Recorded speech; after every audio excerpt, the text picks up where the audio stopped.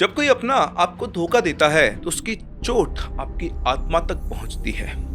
अतुल की मौत on the spot हो गई थी, लेकिन उसकी आत्मा ने अपनी ही लाश को गाड़ी में पड़े हुए देखा।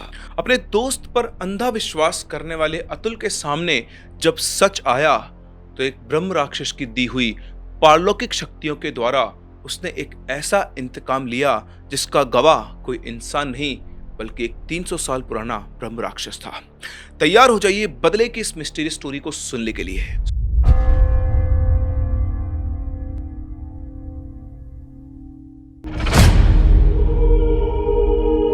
तो हेलो एवरीवन, खमागणी and welcome to the world of story. फिर से मैं आप लोगों के सामने एक और रियल सुपर नेचुरल एक्सपीरियंस लेकर कहानी में आगे बढ़े उससे पहले अगर आपके पास कोई रियल सुपर नेचुरल एक्सपीरियंस है तो आप हमारी इन दी गई आईडीज पर अपने एक्सपीरियंसेस को शेयर कर सकते हैं। और जैसा कि हम लोग आपको बताते आए हैं, हर वो स्टोरी जो हमारे चैनल पर फीचर होगी उसके लिए आपको मिलेगा 500 रुपीज का एक रिवॉर्ड। बढ़ते हैं कहानी में आगे। चंडीगढ़ पंजाब और हरियाणा की सरहदों पर बसा हुआ एक खूबसूरत शहर, और इसी खूबसूरत शहर के सेक्टर 8 में थी एक कोठी जिसका नाम था गोयल निवास। इस कहानी के अंदर कैरेक्टर्स के नाम और लोकेशंस को थोड़ा चेंज किया गया है प्राइवेसी को मेंटेन करने के लिए। इस कोठी के जो मालिक थे वो थे अतुल गोयल। उम्र करीबन 43 साल। एक्सपोर्ट का काम, इंटरनेशनल कॉन्टैक्ट्स, अच्छा पैसा, अच्छी जिंदगी। एक आम आदमी की नजर में तो वो सब कुछ था जो किसी एक आम आदमी को चाहिए होता है। लेकिन जिंदगी एक अजीब चीज है दोस्तों। यहाँ जो दिखता है वो होता नहीं है, और जो होता है वो कभी दिखता नहीं है। अतुल का ही एक और खास दोस्त था जिसका नाम था यतेंद्र प्रकाश। इस नाम से ही पता लग रहा है, यतेंद्र जो था वो बेसिकली एक साधक था, एक योगा टीचर, और उससे कुछ ज्यादा भी। उन्हें इस दूसरी दुनिया का ज्ञान था, एक ऐसी अनुभूति जो नॉर्मल लोगों में नहीं होती है। कहीं कुछ हो, कुछ फील हो, कोई भी ऐसी एंटिटी कहीं आसपास गुजर रही हो तो यतेंद्र को पता चल जाता था। खैर, यतेंद्र और अतुल बचपन से ही अच्छे दोस्त थे। ऑल्दो अतुल अपनी लाइफ में बहुत आगे निकल गया था, लेकिन यतेंद्र अपने आध्यात्मिक ज्ञान से संतुष्टि के एक लेवल को पार कर चुके थे। सब कुछ ठीक चल रहा था और फिर आई अतुल की जिंदगी में दीप्ति। 32 साल की उम्र, गोरा रंग, बड़ी बड़ी आंखें और एक ऐसी मुस्कान जो देखने वाले को अपना कायल कर दे। दीप्ति एक छोटे से परिवार से बिलोंग करती थी। पैसा नहीं था, स्टेटस नहीं था, लेकिन दीप्ति से पूछा नहीं गया। आखिर 32 साल की एक लड़की की शादी 43 साल के एक आदमी से की जा रही है। उसकी रजामंदी की जरूरत घर वालों को फील नहीं हुई, क्योंकि उन्हें अपनी बेटी की आगे की लाइफ और स्टेबिलिटी दिख रही थी। क्या दीप्ति खुश थी? शायद हाँ, क्योंकि अतुल ने उसे कभी किसी चीज की कमी महसूस नहीं होने दी। बड़ा घर, ब्रांडेड कपड़े, गाड़ियां, ज्वेलरी, सब कुछ था। बस एक ही चीज नहीं थी, वो थी अतुल की प्रेजेंस। क्योंकि अतुल का काम ही ऐसा था कि वो घर में कम और उसे बाहर ज्यादा रहना पड़ता था। कभी 3 दिन, कभी 5 दिन, कभी पूरे पूरे हफ्ते के लिए उसे बाहर टूर पे जाना पड़ता था अपने एक्सपोर्ट्स के बिजनेस के सिलसिले में। कभी बैंगलोर, कभी मुंबई, कभी दिल्ली, कहीं भी कोई पता नहीं होता था। शुरू में दीप्ति घबराती थी। इतनी बड़ी कोठी में अकेले रहना, रात रात भर वो सो नहीं पाती थी। लेकिन धीरे धीरे वो उस एटमॉस्फेयर के अंदर एडजस्ट होने लगी। उसे उस कोठी की तन्हाई की आदत हो गई। और तन्हाई की जो आदत होती है ना, वो ज्यादा खतरनाक चीज होती है। और फिर एंट्री होती है उस इंसान की जिसे नहीं आना चाहिए था। अतुल का पुराना दोस्त और साथ ही साथ उसका सप्लायर। जो भी अतुल एक्सपोर्ट का काम किया करता था, उसका सप्लाई का मेजर काम उसका दोस्त अनमोल देखा करता था। अनमोल एक गुड्स मैन्युफैक्चरर था और दोनों का काम एक दूसरे का कॉम्प्लीमेंट्री था। एक एक्सपोर्ट करता और दूसरा सप्लाई। वैसे तो इनका रिश्ता बिजनेस का था, लेकिन दोस्ती भी अच्छी खासी थी। और अतुल शायद उसे अपना एक बहुत अच्छा दोस्त समझता था। इधर अनमोल अतुल और दीप्ति की शादी में नहीं आ पाया था, क्योंकि मैन्युफैक्चरिंग मशीनरी की परचेजिंग के लिए उसे चाइना जाना था और शादी के टाइम वो आ नहीं पाया। इसीलिए दीप्ति से वो पहली बार मिला एक पार्टी के दौरान, जहां पर अतुल ने ही अनमोल को इनवाइट किया हुआ था। एक छोटी सी पार्टी, खाना पीना, हंसी। अतुल खुश था कि उसके दोनों खास लोग मिलेंगे। उसने दीप्ति को इंट्रोड्यूस करवाया कि ये मेरी दीप्ति है, मेरी वाइफ, और ये है मेरा भाई अनमोल, जो एक तरह से मान लो कि मेरा बिज़नेस पार्टनर ही है। हम जो भी माल सप्लाई करते हैं, वो सब अनमोल के ही से आता है। अब अनमोल की उम्र थी करीबन 32-33 साल, गोरा रंग, शार्प फीचर्स और कॉन्फिडेंट बॉडी लैंग्वेज। एक ऐसा आदमी जिसे देखकर एक बार तो लड़कियां उसकी तरफ अट्रैक्ट हो ही जाए। तो क्या उस रात दीप्ति भी उससे अट्रैक्ट हुई? नहीं। सिर्फ दो लोग मिले, फॉर्मली बात की, मुस्कुराए, अलविदा कहा, और अगले 3-4 महीने इनके बीच में किसी तरह की कोई मुलाकात नहीं हुई। सब कुछ नॉर्मल था, शायद इतना नॉर्मल था कि कोई समझ ही नहीं पाया कि अंदर ही अंदर क्या पक रहा था। एक दिन की बात है, अतुल बिजनेस के सिलसिले में बैंगलोर गया हुआ था। दीप्ति घर पर अकेली थी, और तभी दीप्ति का फोन अतुल के पास आता है और वो बोलती है कि माँ की तबीयत बहुत खराब है, दिल्ली से फोन आया है, मुझे अभी के अभी दिल्ली जाना पड़ेगा, तुम कुछ अरेंजमेंट करो, कुछ फ्लाइट वगैरह बुक करो। उसकी बात सुनकर अतुल ने कहा, तुम घबराओ मत, मैं कुछ अरेंज करता हूँ। 10 मिनट के बाद अतुल का वापस कॉल आया और उसने कहा कि दीप्ति, अरेंजमेंट हो गया है, अनमोल किसी काम से दिल्ली जा रहा है, वो तुम्हें ड्रॉप कर देगा, और क्योंकि ना मैंने सर्च कर लिया है, अगले 4-5 घंटे तक कोई भी फ्लाइट अवेलेबल नहीं है, ना ही कोई ट्रेन अवेलेबल है, या तो बस से जाना पड़ेगा, तो बस से बेटर है कि अनमोल जा ही रहा है, तुम उसके साथ कार में चली जाओ। अतुल की ये बात सुनकर दीप्ति एक पल के लिए शांत हो गई और फिर बोली, नहीं नहीं, मैं बस से ही चली जाऊंगी, मुझे लगता कि अनमोल के साथ जाने की कोई जरूरत है। दीप्ति हिचकिचा रही थी। अतुल ने समझाया, अरे यार तुम चिंता मत करो, मैंने सब चेक कर लिया है, अभी 4-5 घंटे में कोई और ऑप्शन नहीं है, और अनमोल भाई है मेरा, वो तुम्हें सेफ ड्रॉप कर देगा, तुम्हें इतना डरने की जरूरत नहीं है। ठीक है, तुम सामान पैक करो, कुछ ही देर में वो घर पहुंच रहा है, तुम्हें घर से ही पिक कर लेगा। डरते डरते दीप्ति ने भी हाँ कर दी। अनमोल आया, उसने सामान वगैरह रखा गाड़ी में, और फिर दोनों निकल गए दिल्ली के लिए। दिल्ली पहुंचकर अनमोल ने दीप्ति को उसकी मम्मी के यहाँ पे ड्रॉप कर दिया, और उसने अतुल को कॉल करके बता दिया कि भाई भाभी को सेफली उसके घर पहुंचा दिया है। सब ठीक था, या फिर ऐसा कह लो कि सब कुछ ठीक दिख रहा था। 2 दिन बाद अतुल दिल्ली पहुंचा। दिल्ली पहुंचकर वो अपने ससुराल गया, घर वालों से मिला, उसने फिर दीप्ति को लिया, और दोनों वापस चंडीगढ़ आ गए, और जिंदगी बिल्कुल वैसी की वैसी नॉर्मल चलने लगी। लेकिन फिर आई वो रात जब सब कुछ खत्म हो गया। अतुल अपनी गाड़ी में था, हाईवे पे, रात के अंधेरे में। ऑफिशियल रिकॉर्ड है कि वो नशे में था, बिल्कुल धुत, और स्पीड तेज थी, और गाड़ी सीधा एक पेड़ में घुस गई, हाईवे से उतर के, और ऑन द स्पॉट अतुल की डेथ हो गई। दोस्तों और रिश्तेदारों में ये खबर आग की तरह फैल गई कि अतुल इस दुनिया में नहीं रहा। ये बात जब यतेंद्र प्रकाश को पता लगी, तो वो दौड़ता हुआ उस हॉस्पिटल में पहुंचा जहां पर अतुल की लाश को रखा गया था। वहां पूरा परिवार, पूरे रिश्तेदार इकट्ठा थे, और दीप्ति वहां पर फूट फूट कर रो रही थी। और उस टाइम पर यतेंद्र वहीं बैठकर सब लोगों को देख रहा था, और स्पेशली दीप्ति को। यतेंद्र को कुछ अलग सा फील हो रहा था। उसे दीप्ति का इस तरह रोना जेन्युइन नहीं लग रहा था। उसके चेहरे पर दुख झलक रहा था, लेकिन उसकी आंखें कुछ और कहना चाह रही थी। उसकी आंखों में एक अलग तरह की चमक, एक अलग तरह का एक्सप्रेशन था। और सिर्फ इतना ही नहीं, यतेंद्र के साथ एक अजीब सी फीलिंग थी, एक प्रेजेंस। उसे ऐसा बार बार फील हो रहा था कि अतुल यहीं कहीं आसपास में है। वैसे ऐसा होता भी है, जब किसी इंसान की डेथ हो जाती है तो उसके कई घंटों तक वो अपनी बॉडी के आसपास मंडराता रहता है। ये बात यतेंद्र प्रकाश को बहुत अच्छे से पता थी, और शायद इसी वजह से वो इस फीलिंग को इग्नोर भी कर रहे थे। पुलिस ने बॉडी को हैंडओवर नहीं किया, और पोस्टमार्टम के लिए मॉर्चरी में रखवा लिया, और घर वालों से कह दिया कि कल आकर पोस्टमार्टम करवा कर आप बॉडी को ले जा सकते हैं। यहाँ पर यतेंद्र प्रकाश को जो फीलिंग आ रही थी वो सच थी। बहुत जल्दी ये पता लगने वाला था कि अतुल गोयल की डेथ कोई एक्सीडेंट नहीं था। हॉस्पिटल से घर आकर यतेंद्र अपने कमरे में सो रहा था। सो क्या रहा था, लेटा हुआ था, उसे नींद नहीं आ रही थी, और तभी अचानक से कमरे की हवा एकदम से बदल गई। एसी बंद था, लेकिन एक ठंडी लहर आई जो पूरे कमरे के अंदर फैल गई, और उसको फील करके यतेंद्र की आंख खुली।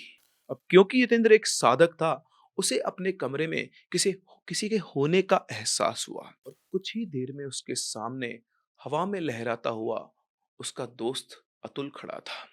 लेकिन इस बार जो अतुल का चेहरा था वो दर्द में था।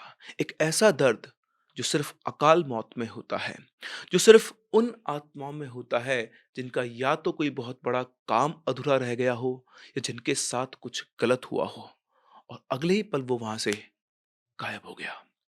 यतेंद्र समझ गया कि अतुल की आत्मा मुक्त नहीं हुई है, वो भटक रही है और उसे उसकी आत्मा से संपर्क स्थापित करना होगा।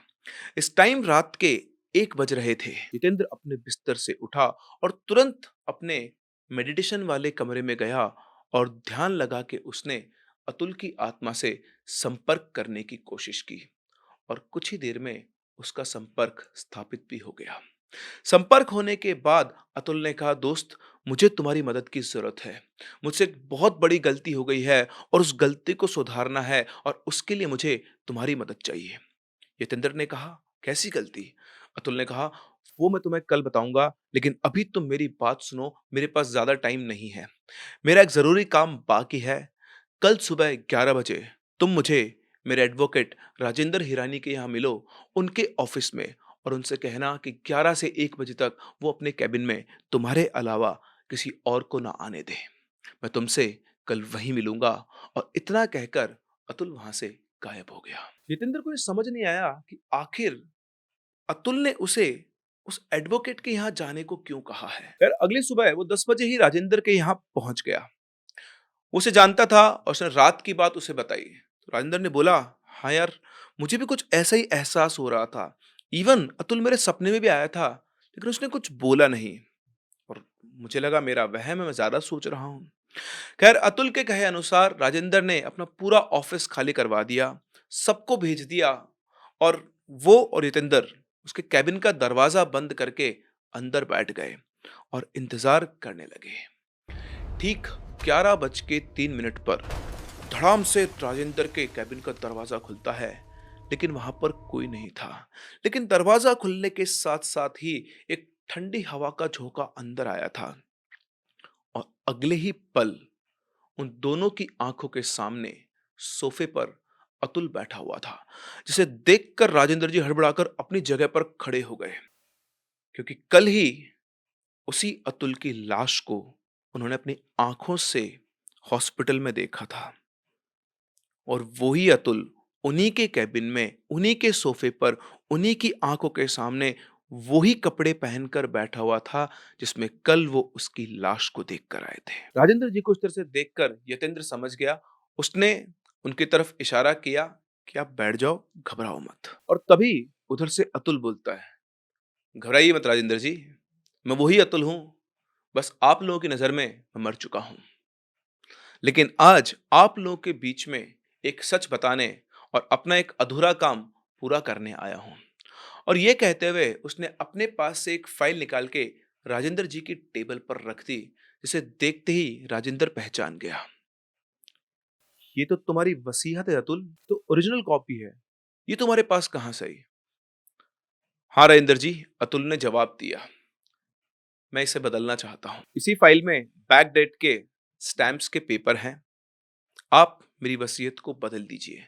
मैं अपनी सारी संपत्ति सरकार को दान देना चाहता हूँ। उसकी ये बात सुनकर यतेंद्र ने पूछा, मतलब तुम अपनी पत्नी के लिए कुछ भी नहीं छोड़ना चाहते हो? अतुल ने यतेंद्र की तरफ देखा और फिर बोला, पत्नी नहीं, हत्यारिन है वो। तुम्हें क्या लगता है मेरी मौत एक्सीडेंट में हुई है?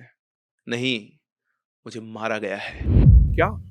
ये सुनकर यतेंद्र और राजेंद्र दोनों के मुंह से एक ही शब्द निकला। अतुल ने कहा, घबराओ मत, मैं तुम्हें सब बताऊंगा, लेकिन उससे पहले ये वसीयत वाला काम कर लेते हैं। उसके बाद राजेंद्र जी ने फटाफट से अतुल की नई विल तैयार की और इन दोनों की आंखों के सामने एक आत्मा ने उस पे साइन किया और इसके बाद एक नॉर्मल इंसान की तरह वो भी रिलैक्स होकर सामने वाले सोफे पर बैठ गया और दोनों की तरफ देखकर कहने लगा, ये काम तो हो गया, लेकिन अब आप दोनों के चेहरे पे ये जो डर और प्रश्न के भाव हैं, इनके मैं जवाब आपको देता हूँ। मेरा कोई एक्सीडेंट नहीं हुआ है, बल्कि मुझे मारा गया है और मुझे मारा है अनमोल ने। ये बात सुनकर यतेंद्र ने चौंकते उससे पूछा, क्या? लेकिन अनमोल तो आपका दोस्त है। हाँ, दोस्त तो था, लेकिन निकला दुश्मन। आज से करीबन 6-8 महीने पहले जब दीप्ति की माँ की तबीयत खराब हुई, तो मैंने अनमोल को कॉल किया कि दीप्ति को दिल्ली जाना है, तो अपने किसी ड्राइवर को भेज दे और घर पे गाड़ी है, वो गाड़ी लेकर दीप्ति को लेकर चला जाएगा। तब उसने मुझसे कहा कि ड्राइवर की ज़रूरत नहीं है, वो खुद बिज़नेस के सिलसिले में दिल्ली जा रहा है, वो दीप्ति को ले जाएगा। उसकी बात पर विश्वास करके मैंने दीप्ति को अनमोल के साथ दिल्ली भेज दिया। लेकिन तब मुझे क्या पता था कि उसका बिज़नेस कोई और नहीं, दीप्ति ही थी। दिल्ली पहुंचते-पहुंचते इन दोनों के दिल में एक-दूसरे के लिए जो भी था, वो उजागर हो गया और अपनी माँ से मिलने के बाद ये 2 दिन दिल्ली अनमोल के साथ ही रही। और जब मैंने कहा कि मैं पहुंच रहा हूं, तो वो अपनी माँ के यहाँ वापस चली आई और तब से इनका रिश्ता ऐसे ही चला आ रहा है। जब-जब मैं घर से बाहर रहता, अनमोल मेरे घर पहुंच जाता। अनमोल को सब कुछ पता होता था कि मुझे कब जाना है, कहाँ जाना है, क्योंकि मेरा सप्लायर है और दूसरा दीप्ति उसको मेरा सारा शेड्यूल बता दिया करती थी और मैं बेवकूफ उन दोनों पर आंख बंद करके विश्वास करता था और वो दोनों उसी विश्वास का गला घोट रहे थे। धीरे धीरे मैं इन दोनों को खटकने लगा और अनमोल की नजर मेरी बीवी के साथ साथ मेरे बिजनेस पर भी थी, क्योंकि एक बहुत बड़ी डील क्रैक करने वाला था मैं, जो मैंने उसे बताई थी। उस शाम अनमोल का मेरे पास कॉल आया कि भाई, मुझे एक बहुत बड़ा कंसाइनमेंट मिला है एक बड़ी कंपनी से, चल पार्टी करते हैं। शाम को मैंने उसे पिक किया और हम दोनों गाड़ी में ही ड्रिंक करते हुए हाईवे की तरफ निकल गए। वो मेरे लिए मेरी फेवरेट ड्रिंक लेकर आया था और वो खुद बियर पी रहा था, कहते हुए कि भाई सुबह जल्दी उठना है। खैर, 4-5 पैग पीते ही मेरा सिर भारी हो गया था। उसने पहले से ही बॉटल में नशीली दवा मिला रखी थी और जब उसे लग गया कि मेरा दिमाग पूरी तरह से सुन्न हो चुका है, उसने गाड़ी रुकवाई और कहा कि भाई, आज मेरी एक ब्लाइंड डेट है। लड़की मुझे यहीं से पिक कर लेगी, तू मुझे यहाँ ड्रॉप करके घर निकल जा। उसकी बात सुनकर मैंने गाड़ी रोक दी और उसे ड्रॉप करके जब मैं वापस अपने घर के लिए घूमा और हाईवे पे थोड़ा सा आगे बढ़ा कि तभी सामने से एक ट्रक आया जो अपनी लेन को छोड़कर सीधा मेरी लेन की तरफ आ रहा था और उससे बचाने के चक्कर में मेरी गाड़ी सड़क से नीचे उतर गई और सड़क किनारे जो पेड़ था सीधा उसमें जाके टकरा गई और वहीं ऑन द स्पॉट मेरी डेथ हो गई। लेकिन सच बताऊं यतेंद्र जी, मुझे इस चीज का एहसास नहीं हुआ और थोड़ी देर बाद जब मेरी आंख खुली, तो मैंने खुद अपनी उस एक्सीडेंटेड गाड़ी को देखा और उस गाड़ी के अंदर पड़े हुए अपने मृत शरीर को देखा। मैं सब देख ही रहा था कि तभी वो ट्रक जिससे बचने के चक्कर में मेरा एक्सीडेंट हुआ था, उसका ड्राइवर उतर के मेरी गाड़ी के पास आया और मेरी डेड बॉडी को देखकर उसने फोन निकाला और अनमोल को फोन लगाया और बोला कि आपका काम हो गया है। इसके बाद उसी ट्रक वाले ने पुलिस को इन्फॉर्म किया और वहां से ट्रक लेके वो आगे निकल गया, क्योंकि मैं वैसे तो उसके सामने मरा हुआ था लेकिन मेरी आत्मा वहीं पर थी। मैं उस ट्रक वाले को देख रहा था, उसकी सारी बातें सुन रहा था, पर उसने मुझे नहीं देखा। हाँ, उनकी बातें सुनकर मुझे कुछ भी समझ में नहीं आया कि आखिर अनमोल ने मेरे साथ ऐसा क्यों किया। और अगले ही पल मेरे मन में सीधा अपनी पत्नी दीप्ति का ख्याल आया और जैसे उसका ख्याल आया, आप मानोगे नहीं, जैसे लाइट की स्पीड से मैं सीधा अपने घर में अपने बेडरूम में पहुंच गया और वहां पहुंच के जो मैंने देखा, मेरी आंखों के सामने मेरी बेशर्म पत्नी अनमोल की बाहों में पड़ी हुई थी और अनमोल उससे कह रहा था, आज हमारे रास्ते का कांटा साफ हो गया है, अब हमें मिलने से रोकने वाला कोई नहीं है। ये दौलत, ये बिजनेस अब सब तुम्हारा हुआ। उसकी बात सुनकर दीप्ति हंसती हुई बोलती है, तुम्हारा नहीं, हमारा हुआ। और दोनों एक दूसरे की बाहों में लिपट गए।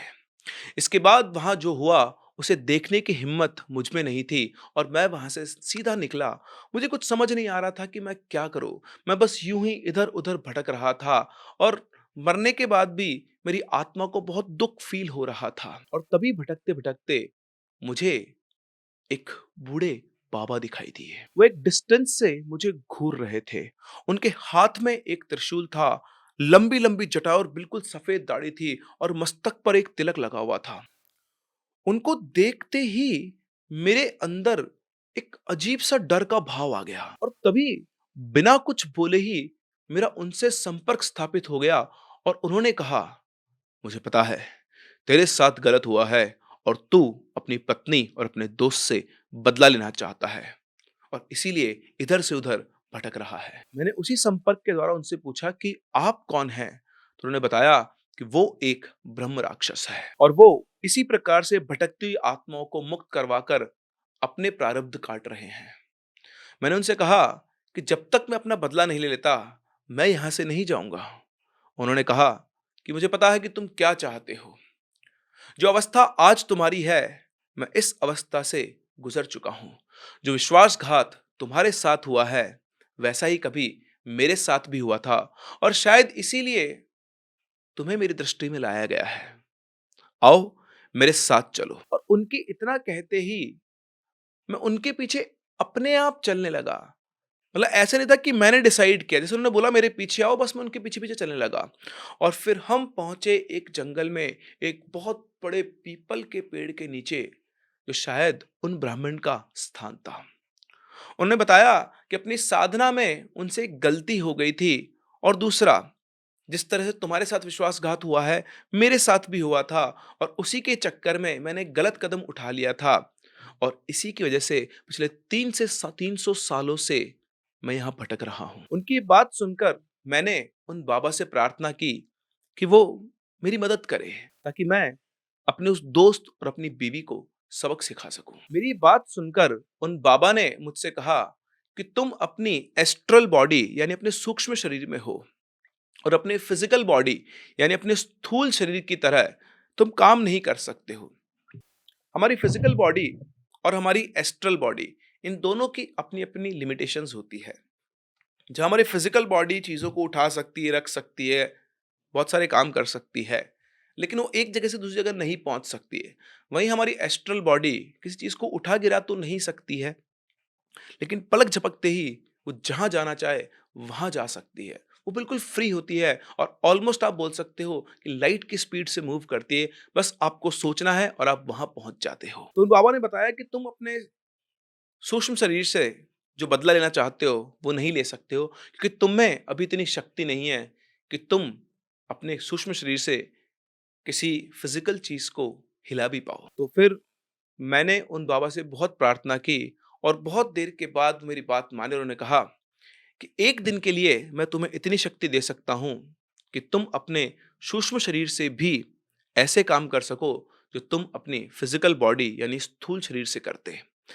लेकिन ये सब के लिए तुम्हें एक चीज का ध्यान रखना होगा कि तुम्हारी लाश का अंतिम संस्कार नहीं होना चाहिए। जब तुम्हारा काम हो जाए तो तुम वापस से यहीं इसी स्थान पर मेरे पास आ जाना। और इसके बाद उन्होंने मुझे आज इस एक दिन के लिए वो शक्ति दी है और ये मिलते ही मैं सीधा पहुंचा हॉस्पिटल, जिसकी मॉर्चरी में मेरी बॉडी पड़ी हुई थी और वहां के डॉक्टर को मैंने यही सब बताया जो मैंने आपको बताया है और उससे सिर्फ इतनी रिक्वेस्ट की कि मेरा पोस्टमार्टम एक दिन के लिए डिले कर दे। उसके बाद मैं तुम्हारे यानी जितेंद्र के पास आया और तुमसे आज यहाँ मिलने के लिए कहा।